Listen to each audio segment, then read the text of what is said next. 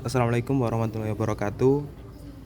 Kami dari kelompok 2 akan mempresentasikan tugas makalah matkul fikih yang berjudul Sumber Hukum Islam.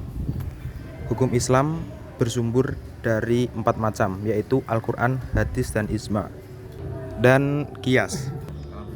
Yang pertama adalah Al-Quran.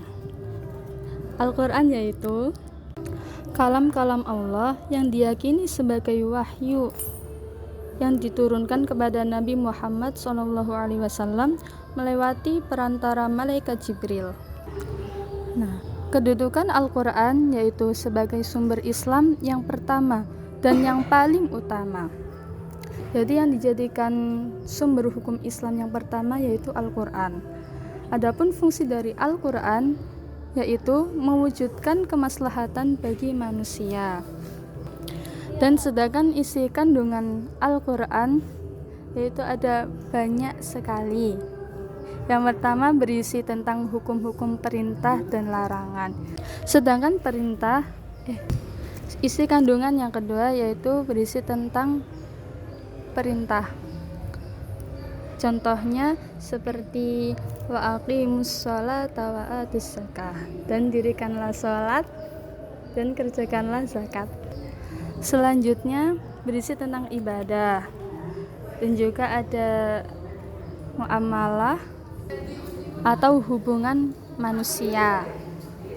Dan sumber yang kedua dari hukum Islam itu adalah hadis. Hadis adalah segala ucapan, perbuatan, dan persetujuan Nabi Muhammad yang dicatat oleh para sahabat dan ulama. Jadi hadis itu setiap perkataan Nabi Muhammad, perbuatan dan ketetapannya itu bisa menjadi sebuah hukum. Dan kedudukan hadis itu sebagai penjelas atau pelengkap Al-Quran. Bisa disebut sebagai cover dari Al-Quran. Sedangkan pembagian hadis ada 3, yaitu hadis sahih, hadis hasan, dan hadis dhaif. Sedangkan penjelasan dari hadis-hadis tadi, hadis sahih itu hadis yang dianggap sah dan dapat diandalkan. Ciri-cirinya itu sanadnya bersambung dari perawi pertama sampai yang terakhir. Yang kedua, diriwayatkan oleh perawi yang adil dan dhabit. Dan yang ketiga, tidak mengandung kejanggalan. Dan yang keempat, tidak mengandung cacat. Bisa disimpulkan bahwa hadis sahih itu bisa dikatakan sebagai hadis yang sempurna. Dan yang kedua tadi itu ada hadis hasan. Hadis hasan adalah hadis yang memiliki beberapa ciri-ciri, yaitu yang pertama, sanadnya bersambung, diriwayatkan oleh orang yang adil tetapi kurang kuat ingatannya. Yang kedua, tidak terdapat kejanggalan dan tidak cacat. Jadi dalam hadis hasan itu juga hampir mirip dengan hadis sahih, tetapi di hadis hasan itu perawinya orang yang adil tetapi tidak terlalu kuat dalam ingatannya. Dan hadis yang terakhir tadi yaitu hadis dhaif. Hadis dhaif yang adalah hadis yang tidak memenuhi persyaratan hadis sahih dan hadis hasan. Tetapi hadis dhaif itu tidak bisa dikatakan sebagai hadis maudhu atau hadis palsu. Bisa dikatakan sebagai hadis dhaif itu karena sanadnya terputus, dan ciri yang kedua itu karena cacatnya rawi.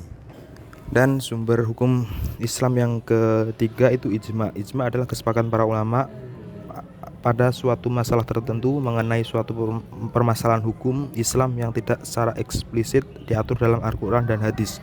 Jadi ijma itu sebuah fatwa para ijtihad untuk menangani hukum-hukum yang tidak dijelaskan di Al-Quran dan di hadis, seperti hukum-hukum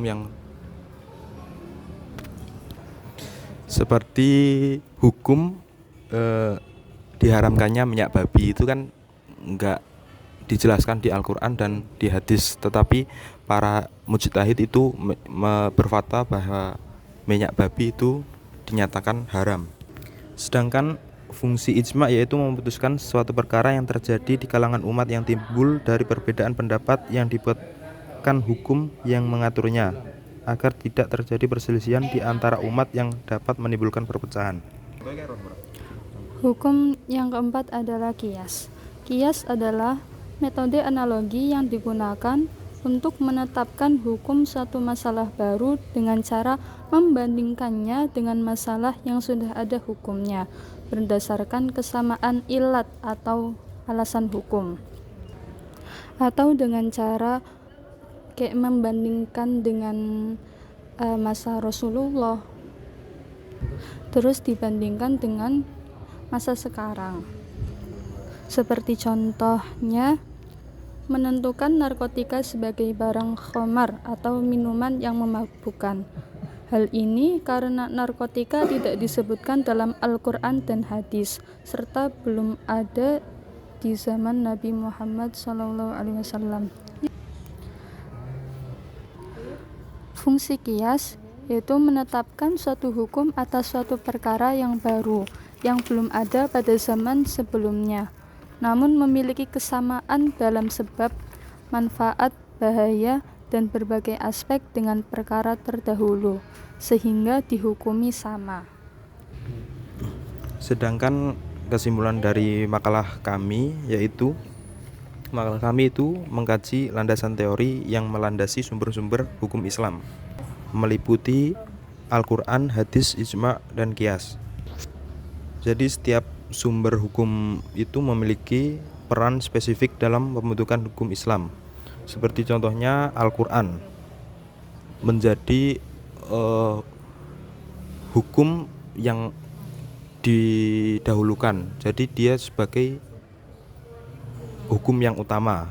Dilanjutkan oleh hadis, yaitu fungsinya untuk mengcover atau melengkapi hukum-hukum yang tidak dijelaskan di Al-Quran. Selanjutnya itu ijma. Ijma itu kan pemikiran mujtahid yang menetapkan hukum yang belum ditetapkan oleh Al-Quran dan hadis. Dan selanjutnya yaitu kias. Kias itu menganalogikan untuk menetapkan hukum pada kasus baru. Ya seperti contohnya tadi narkoba itu kan di Al-Quran, di hadis tidak dijelaskan hukumnya. Tetapi kan narkoba itu sama-sama memabukkan seperti khamar. Jadi para mujtahid menganalogikan bahwa narkoba itu juga hukumnya haram. Demikian presentasi makalah kami. Jika ada tutur kata yang tidak berkenan, kami mohon maaf. Assalamualaikum warahmatullahi wabarakatuh.